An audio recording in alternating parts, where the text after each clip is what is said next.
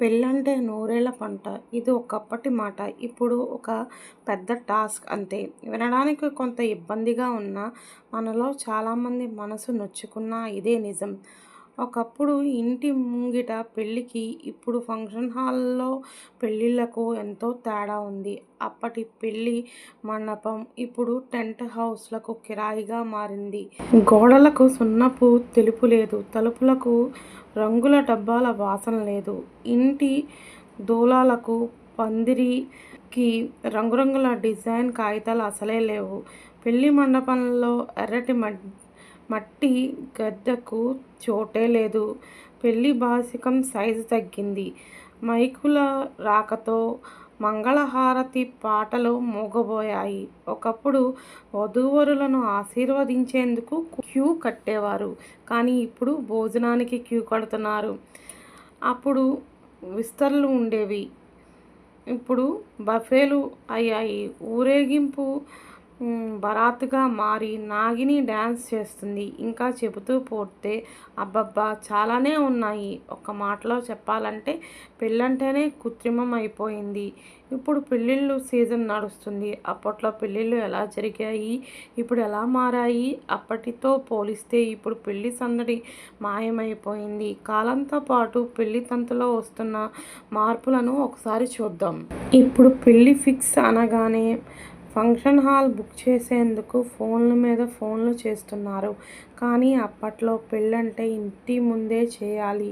పెళ్లి ఫిక్స్ అయితే ముహూర్తానికి వారం 10 రోజుల ముందే ఇంటి ముందు ఆకాశమంత పందిరి వేసేవారు. పందిరిలోనే పెళ్లి పనులు మొదలయ్యాయి. ఇప్పుడు ఇంటి ముందు పందిరి వేద్దామన్నా అంత స్థలం ఉండట్లేదు. అప్పట్లో కొబ్బరి ఆకులతో వేసిన పందిరి ఎంత మండుటెండనైనా చల్లటి నీడనిచ్చేది.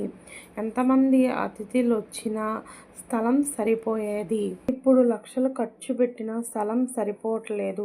పెళ్లి పందిరి నిండా ప్లాస్టిక్ పువ్వులే. ఏసీలు పెట్టినా ఉక్కపోత తప్పట్లేదు. అప్పట్లో పెళ్లికి వచ్చిన వారంతా ఆ పందిరి కిందే కనిపించేవారు. ఇప్పుడేమో సరిగ్గా పెళ్లి సమయానికి వెళ్ళేలా ప్లాన్ చేసుకుంటున్నారు. పెళ్లి చూస్తామా అంటే అది లేదు. గిఫ్ట్లు ఇచ్చే సమయానికి వెళ్ళి ఒక ఫోటో దిగితే చాలనుకుంటున్నాం.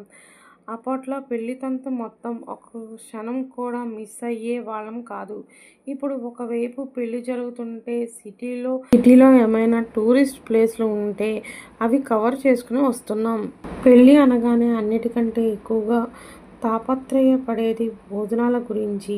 ఇప్పుడంటే భోజనాలు క్యాటరింగ్ సర్వీస్ వాళ్లకు అప్పగించేస్తున్నాం. కానీ అప్పట్లో భోజనాల బాధ్యతలు చూసేందుకు ఒక 5గురు రాత్రింబవళ్లు నిద్ర లేకుండా పనిచేసేవారు. పెళ్లింట్లో పనుల కోసం ఆడవారు ముందే వచ్చేసేవారు. మగవారు టౌన్‌కు వెళ్లి వంట సామాన్లు తీసుకొచ్చేవారు. భోజనాలు తయారు చేసేందుకు ఊళ్లోనే మంచి వంట మనిషిని మాట్లాడి వారికి సకల మర్యాదలు చేసేవారు. పెళ్లయ్యాక అందరికీ పందిరి కింద అరిటాకులు విస్తరి వేసి వడ్డించేవారు. వడ్డించే బాధ్యతను పెళ్లికూతురు లేక పెళ్లికొడుకు సోదరులు తమ భుజాలపై వేసుకునేవారు. కొన్ని ప్రాంతాల్లో కూర వడ్డించేందుకు మాత్రమే స్పెషలిస్టులు ఉండేవారు. ఎందుకంటే వడ్డింపు తేడాలొస్తే గొడవలొచ్చేసేవి మరి.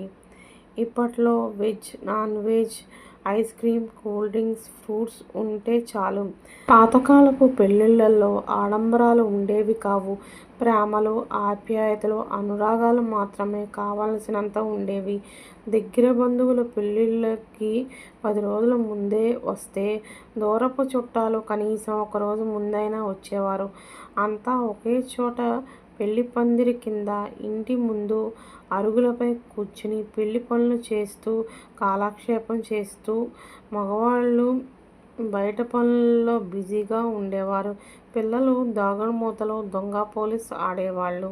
ఇప్పుడు ప్రెస్టేజ్ ఫీలవుతూ పెద్ద పెద్ద ఫంక్షన్ హాల్‌లో గ్రాండ్‌గా వెడ్డింగ్ చేయాలనే తాపత్రయపడుతున్నారు కానీ ఇంటి ముందు పండగ వాతావరణం మాత్రం మిస్ అవుతున్నారు. ఇప్పుడు అతిథులు ఫోటోలు దిగుతున్నామా లేదా అనేది మాత్రమే చూసుకుంటున్నారు. కానీ తర్వాత అప్పగింతల గురించి ఎవరూ పట్టించుకోవట్లేదు. అప్పట్లో అప్పగింతల వరకు ఉండి ఆడపిల్ల తల్లిదండ్రుల కన్నీరు తుడిచి మరీ వెళ్ళేవారు. కాలం మారుతున్న కొద్దీ పెళ్ళిళ్ళలో చాలా మార్పులు వస్తున్నాయి. ఈ ఆధునిక పోకడ మనం కాదనలేం. కానీ సాంప్రదాయాలను మర్చిపోకూడదు కదా! అందుకే ఇంటి ముందు పచ్చని పందిళ్ళలో పెళ్లి చేసుకోవాలి. అదే మన సంస్కృతికి ప్రతీక. ఈ వీడియో గనుక మీకు నచ్చినట్లయితే లైక్ చేయండి, షేర్ చేయండి, సబ్స్క్రైబ్ చేసుకోండి.